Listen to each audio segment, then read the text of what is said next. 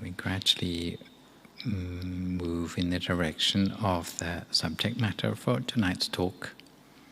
And it's a continuation of a series of talks I've been doing on Buddhist character qualities or virtues, things to be cultivated, which form a sort of sequence from the more basic to the more transcendental. And the last time I saw you, we were talking about the quality of respect, or at least the attitude of respect. And today, I'm talking about humility. Where this is going from here on in is a subject matter like contentment, gratitude, and it finishes up with effectively listening to Dharma teachings in a way that may give the listener benefit. So it's a sort of set of virtues which you might, in the present day, call something like soft skills, the sort of things which are very much in demand in the workplace for basically getting along with other people. So the theme picture I've chosen is of people all getting on together because of the humility which they have towards one another, which is the main reason for this skill being an important one at this point in the cultivation of the blessings of life. If you think about what is opposite to being humble, then probably you wouldn't be far wrong if you associated egotistical people with a lack of humility.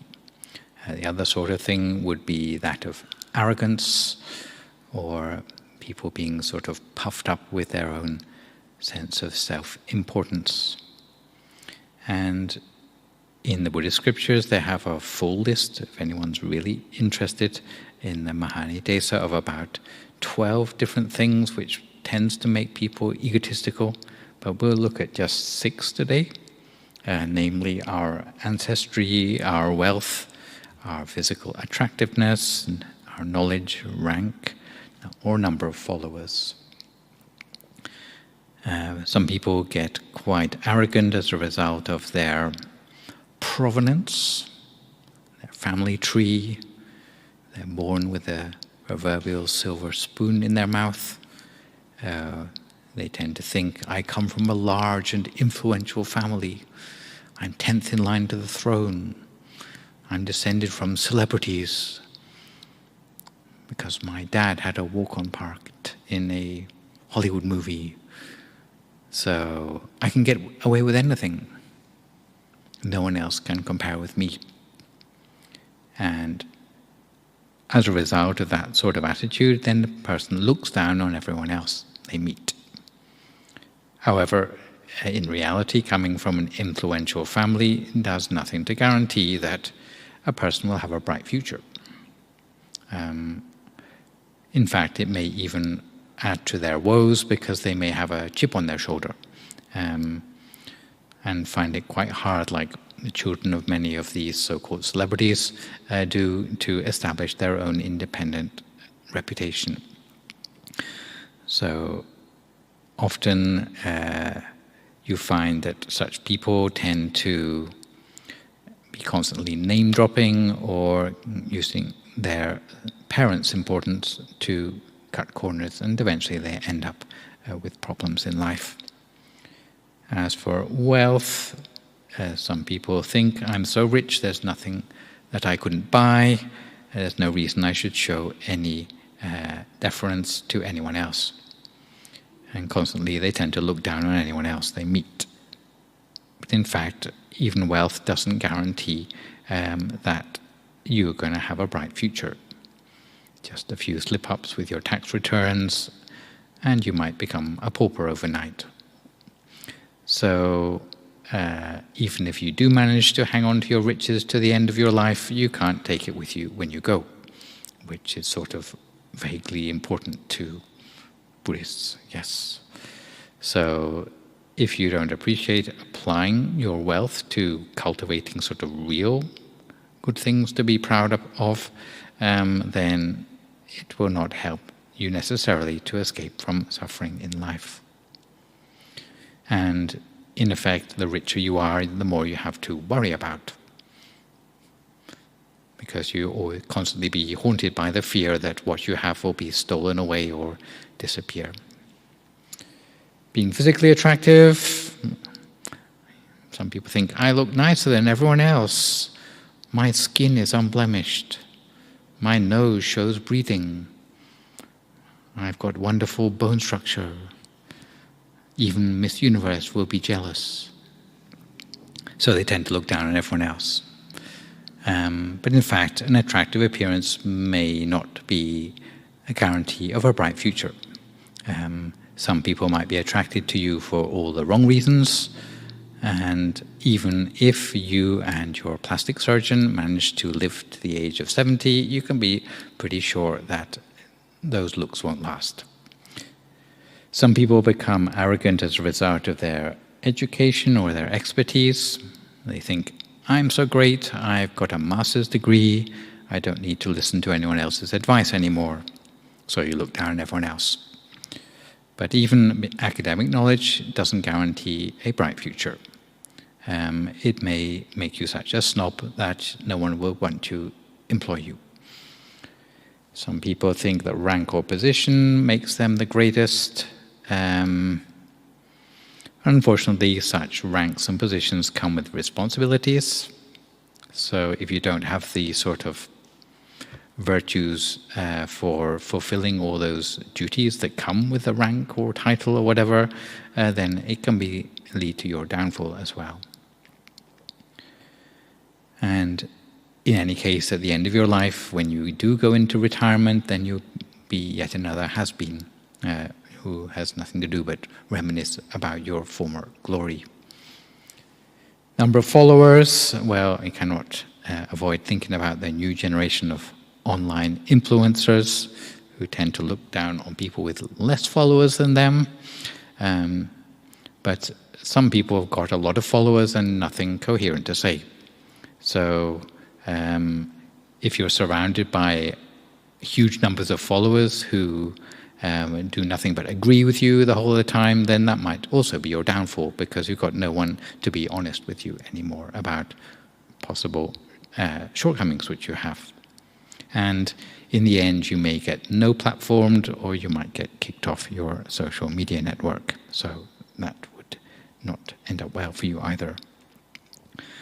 But the world tends to measure people's worth in terms of these 6 factors, even though common sense tells us that none of these things can really stay with us permanently. And most of them are not entirely within our own control.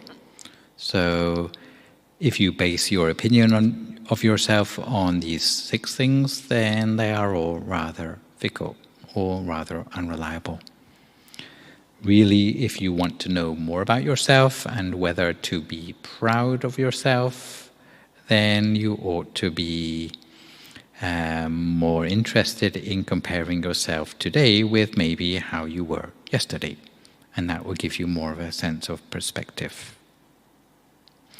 And you ought to ask yourself whether looking down on other people actually helps anything in the world to become better. What do you gain by it? Push people down so you look like you're a little bit higher up than them, perhaps? All you end up doing is having a whole lot of people who will never want to help you again a second time round. So it's not really a very sensible way to go around living with other people in society. And humility is something which, if you have it, then if you truly do have some things which are worth being proud of yourself for, then even if you get praise about that from other people, you don't let it go to your head, because you have a sense of perspective on what you have managed to master in your life and where you still have some work left to do. A lot of things with humility sound a bit like respect, which we talked about last time you saw me. And on the surface, respect and humility might look as if they are pretty much the same thing. So, like, why spend a whole another talk when we've already heard quite a lot about respect already.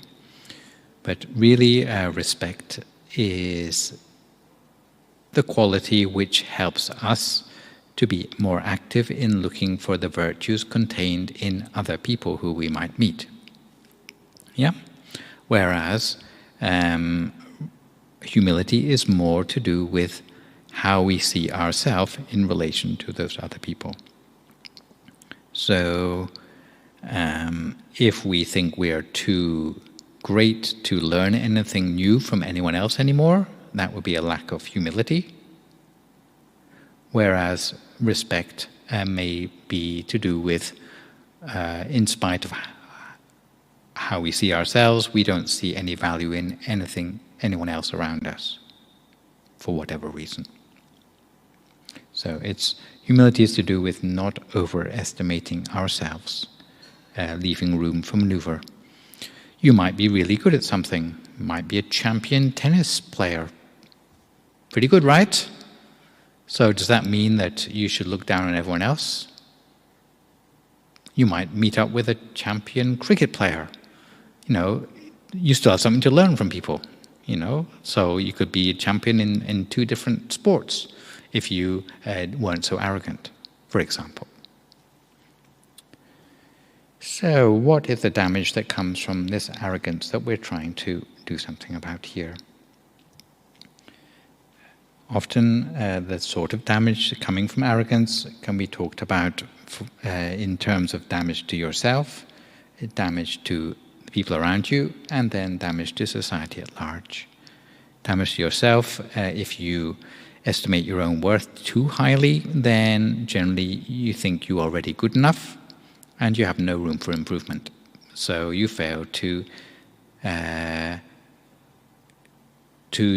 do extra work on yourself as a result. Damage to others around you, it's often to do with how you treat other people, where you would tend to get touchy about trivial things, and it will lead to disagreements with other people because of the way you look down on them.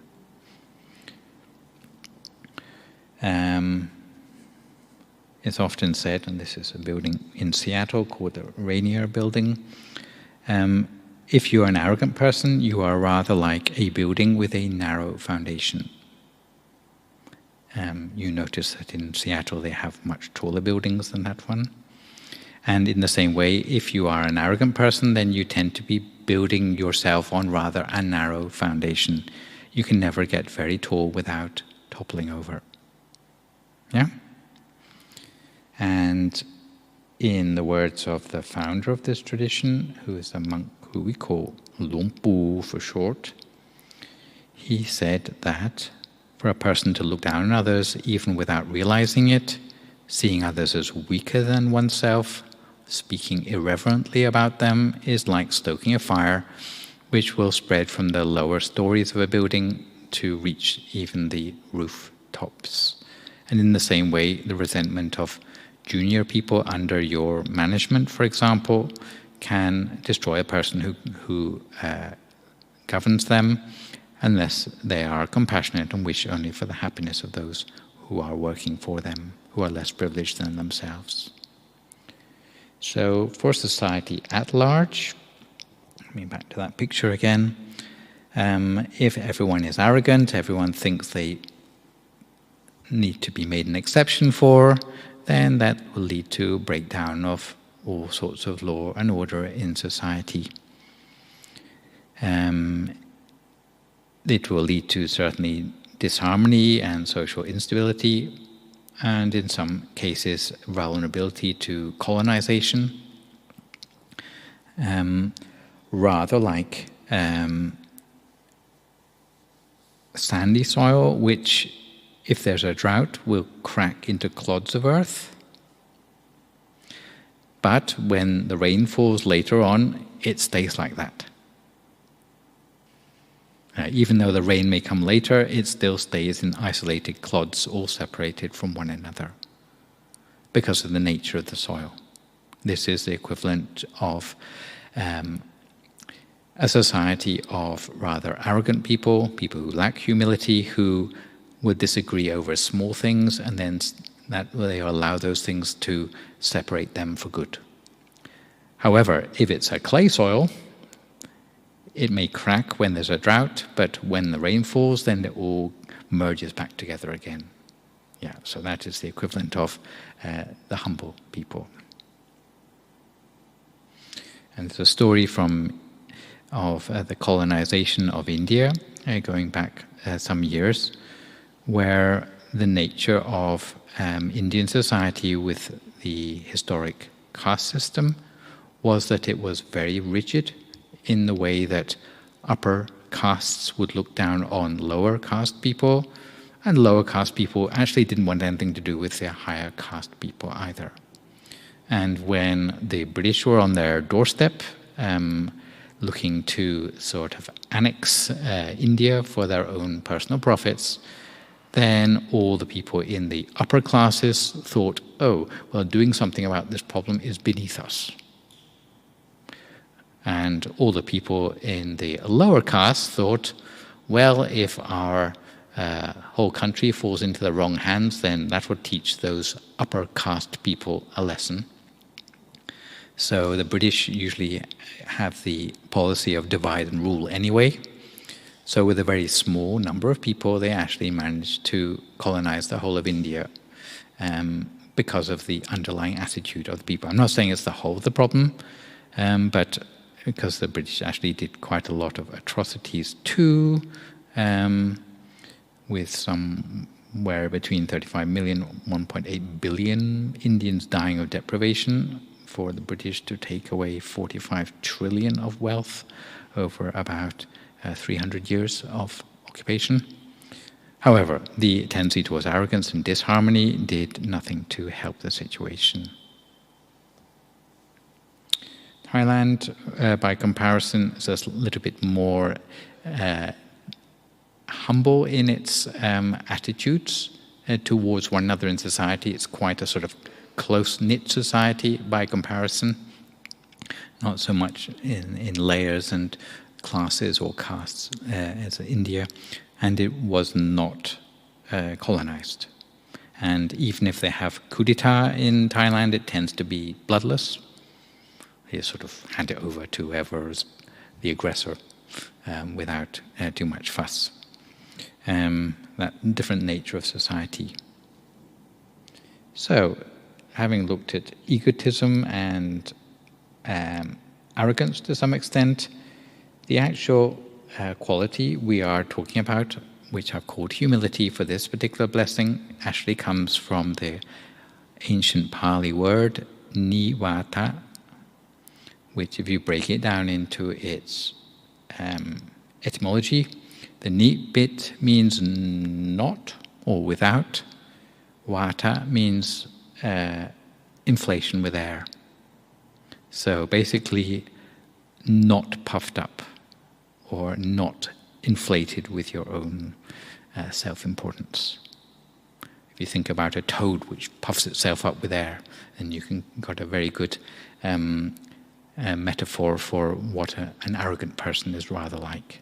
And that is the opposite of that which we are trying to encourage by studying this blessing. The characteristics of humility, generally, if you were to look into the mind of a humble person, then you would see characteristics of freedom from false views, self-pride, self-importance, stubbornness, and their mind, by contrast, would be rather workable and flexible and adaptable by contrast, not rigid. And it tends to come through in three different aspects of action, words, and thought. Humility in action may mean that people stick to well-mannered behaviors, and even physically they are quite flexible. If you think about going to Japan, for example, where people really bow very low towards one another, Some people, if they are very rigid physically and unable to even show any sort of deference to anyone else, it's reflected in their whole posture sometimes as well. Words, not boasting or speaking provocatively, not putting others down verbally, being quick to apologize, and being gentle in the way you speak to other people, no matter who they might be. And even in one's way of thinking,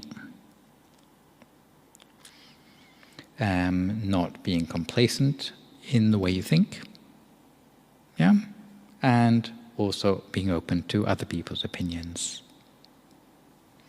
And today I'll finish off with a little bit of a story which comes from the time of the Buddha, which illustrates this point about arrogance as part of a culture being particularly damaging to the whole of a society. And just as a little bit of background, the Buddha actually came from a royal family,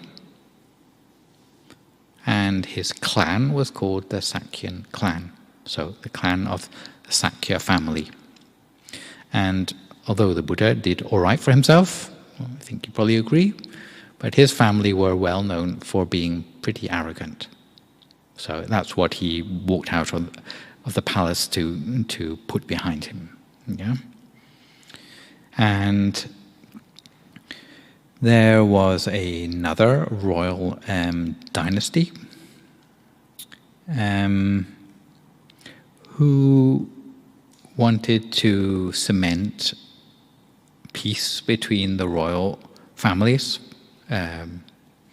by arranging a marriage. And the Sākyans themselves were so arrogant that they wouldn't even marry outside their own family. So when they had the request from another household, so this is the Kosalan family, to offer some sort of Sākyan maiden in marriage to one of their princes, they had a very difficult decision to make. And what they did was, I'll give you the picture,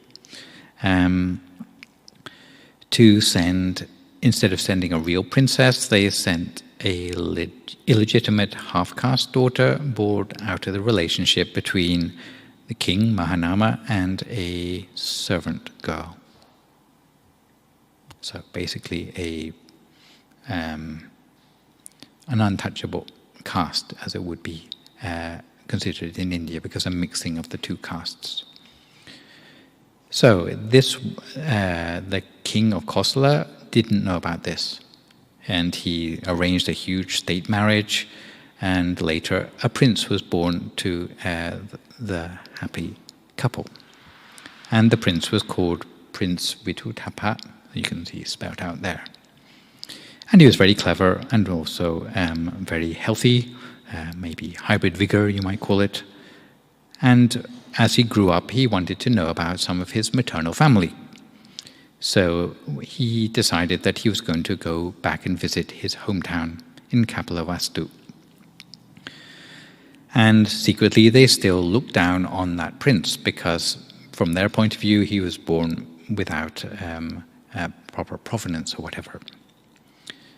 And to his face, while he was visiting the town of Kapilavastu, they treated him in a well-mannered way.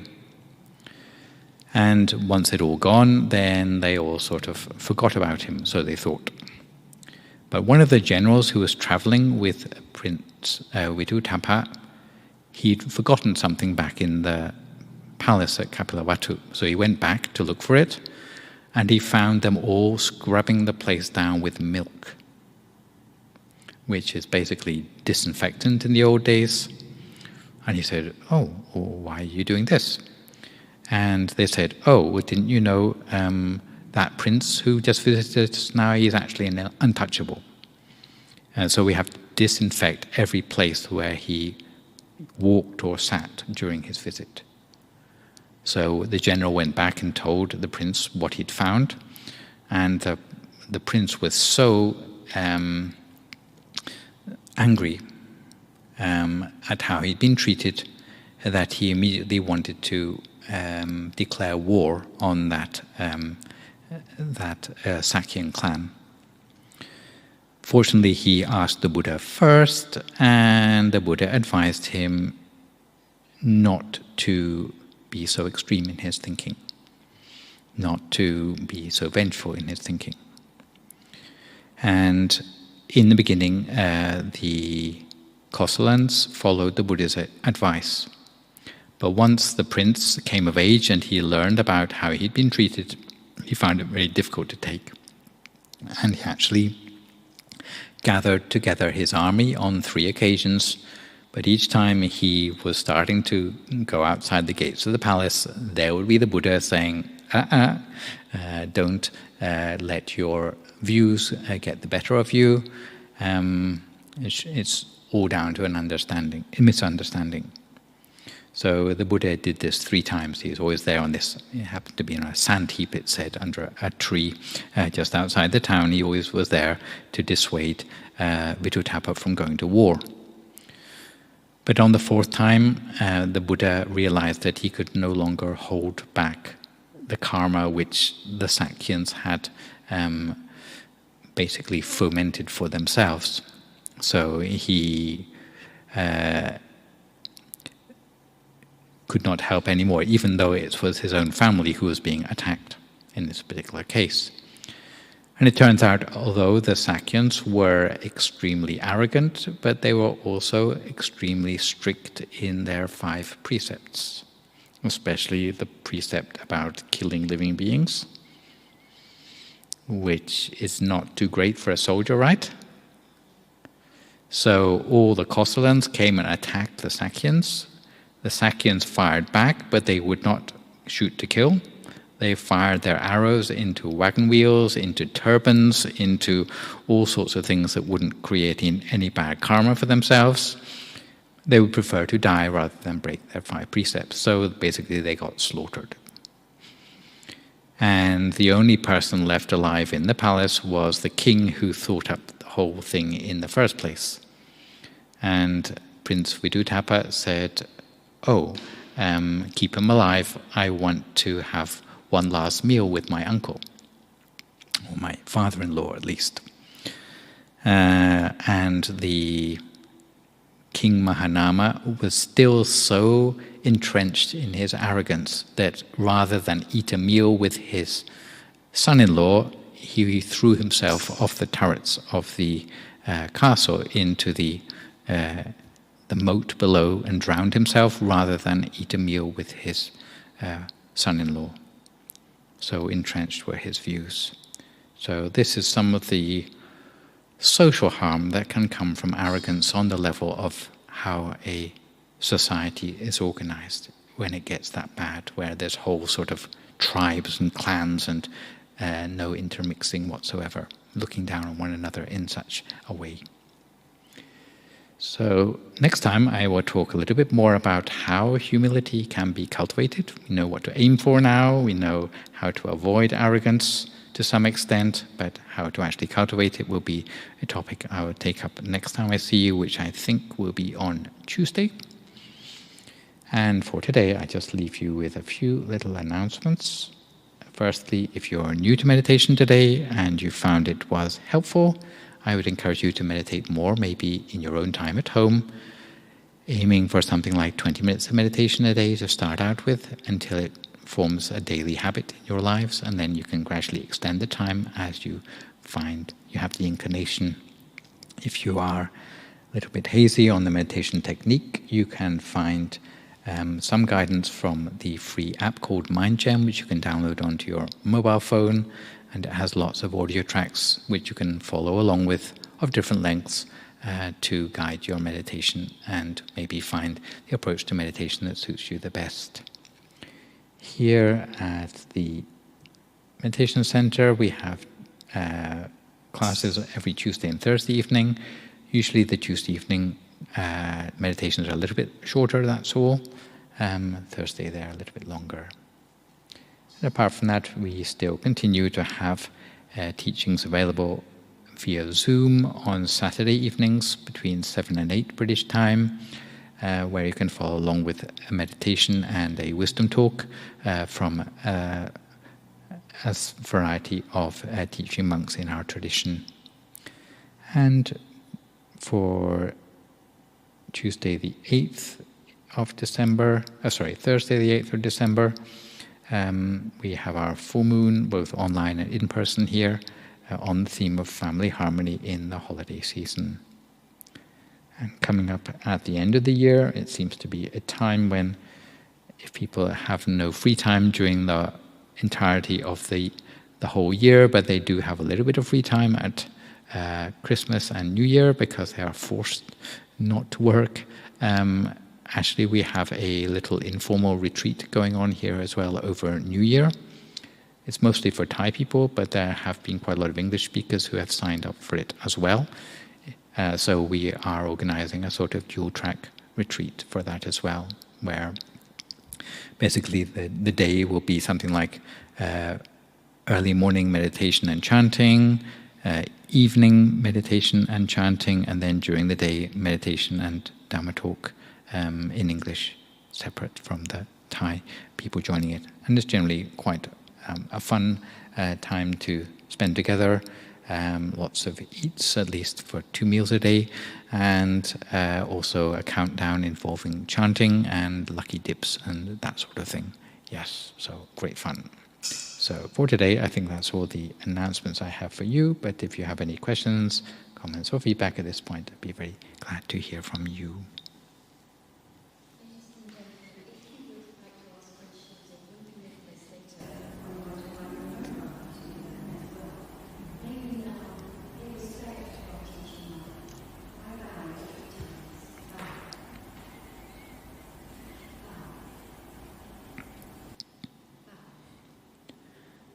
May you all be blessed with happiness, success and prosperity in life, be able to overcome arrogance with ease, and be able to cultivate humility now and forevermore.